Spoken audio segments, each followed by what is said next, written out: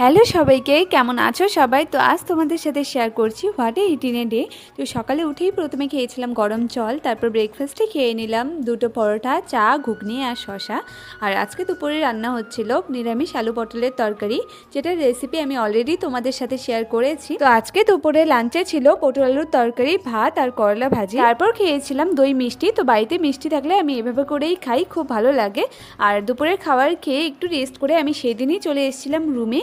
হ্যাঁ, ট্রেন দিয়ে এসেছি, কিন্তু সেরকম কোনো ভিডিও ক্লিপ নেওয়া হয়নি। তো রুমে চলে এসেছি আর সন্ধেবেলা খেয়েছিলাম দুধ চিরা। মা দুধ দিয়ে দিয়েছিল, তো সেটা গরম করে নিয়ে নিয়েছি। তার সাথে নিয়েছি চিরা, 1 চামচ চিনি, আর তার সাথে নিয়েছি একটু করে ঘি। ঘি নিলে এটা টেস্টটা আরও দ্বিগুণ হয়ে যায়, খুব ভালো লাগে খেতে। আমি তো এভাবেই খাই, তোমরা একবার অবশ্যই ট্রাই করে দেখো। আর যারা আমার ভিডিও দেখে খেয়েছো অবশ্যই আমাকে কমেন্ট করে জানিও যে তোমাদের কেমন লেগেছে। আর রাতের খাওয়ার আমি বাড়ি থেকেই নিয়ে এসেছিলাম পটল আলুর তরকারি আর ভাত। তো চলো, দেখা হচ্ছে নেক্সট ভিডিওতে।